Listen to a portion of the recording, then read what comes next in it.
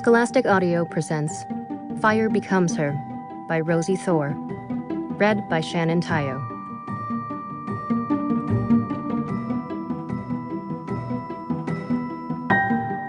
Tonight, Linden took part in an intricate, planned operation from the inside.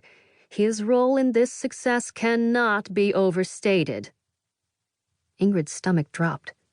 They'd used the speakeasy like a getaway, danced to their music and drunk their flicker.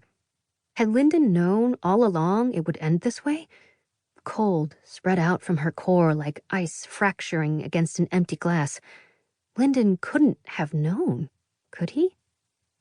Very dedicated, my son, the senator was saying.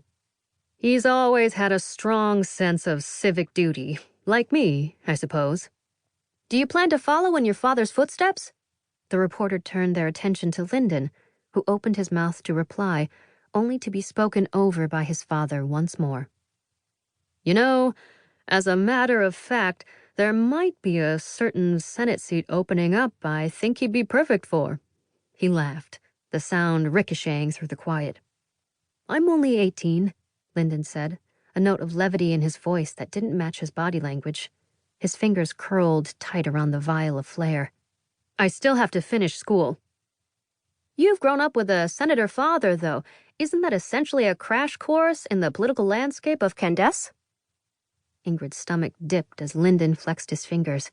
He'd often brushed aside the privilege of his father's position, refusing to talk with her about capital politics or answer questions about his father. She understood, of course, not wanting to write papers about his own father for their civics and government courses. And when it was only the two of them, he still never wanted to share what he knew with her. Even with a reporter in his face and his father to his left, he resisted. If she'd had a politician for a father, she'd never have been so selfish. Linden's always been thorough. Senator Holt grinned, but his hold on Linden tightened.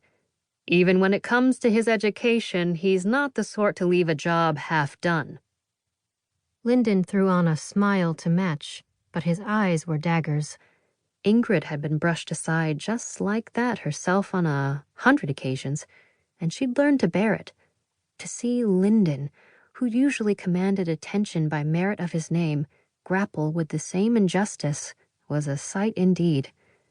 Was it only a passing frustration? Or was that true anger Ingrid spied in the tightness of his jaw? The senator ignored him and leaned forward as though to let the small crowd of reporters in on a secret. Before he could reveal it, however, a monstrous scream hit the air. Ingrid whirled around. The sound had come from behind her, guttural and grotesque. It was the sound of desperation, the sound of death. Rage incarnate rose from the still-burning speakeasy in the form of a girl. She was soot-stained and badly burned, but she was alive. With a swoop of her stomach, Ingrid realized she must have been inside the building when it caught fire. The girl's skin shone under the light of cameras going off around them, her burns glassy in places. Her hair was singed off one side of her head, and ash climbed her chest and throat like a sweater. You, she rasped, pointing a finger at Senator Holt. I'll kill you. There is absolutely no need for that. The cavalier expression dropped from his face when he saw the press had scattered, leaving camera flashes in their wake, and his tone turned like sour milk, no longer performing for the reporters. Now, don't make a scene. That won't go well, I promise you that. A promise from a politician. That's rich. Her voice scratched and scraped, but her eyes were merciless. From the wreckage, she pulled a half-burned wooden plank with a nail protruding from the end and swung hard. Senator Holt crumpled, bleeding from the head as he landed awkwardly on the street. Linden fell to his knees beside him, dropping his vial of flair as he went. He pulled his father's body toward him, cradling the unconscious senator's head in his lap. The silence was punctuated only by the flashes of cameras as the reporters regained their courage and circled the scene like vultures. Get help was all Ingrid could think. What were they doing? Senator Holt was a giant of a man in Candesce. If they wouldn't intervene on his behalf, then... "You burned me." The girl advanced on Linden next, slowly and steadily. Her hands, raw and bruised, reached for the vial as it rolled across the pavement toward her. "Now I burn you." She lifted the vial to her lips and drank. Ingrid willed Linden to do something. Run, fight, anything but stand still and wait for the worst to happen to him. But Linden had never been the proactive sort. With a rush in her ears, Ingrid launched herself out of the darkness and into the girl, knocking her to the ground. Heat brushed Ingrid's skin as they collided, tumbling closer to the still raging fire. Ingrid wrestled the vial from the girl's fingers, but then their gazes met. Recognition sparked as eyes the color of chaos and a rocky riverbed bored into hers. She wasn't just the girl swallowed by Linden's flames. She was a person.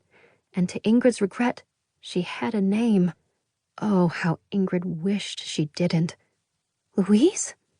she whispered against the cool glass of Linden's bottle of flair. Louise sneered. "Not a type, huh?" she whispered, fire curling from her lips. Ingrid shook her head to clear it. They'd joked together in the dim flicker light earlier. They'd exchanged names. Louise had trusted her, and Ingrid hadn't deserved it in the slightest. "I didn't know. I didn't... Please." Ingrid didn't know how to find the words to express how bad she felt for Louise, how if wishing made it so, the speakeasy would still be standing, Louise would be unharmed. But if Louise went after Linden, Ingrid would not fail to act. She would protect him, whatever it took. The senator, unconscious as he was, wouldn't be wrong. This would not end well. "You don't want to do this." "You don't know what I want," Louise said. Ingrid tightened her grip around the vial, readying herself. "Just walk away now. He's the senator's son. You can't attack him." "I can, and I will," Louise said with a twisted smile just for Ingrid. "Everybody burns."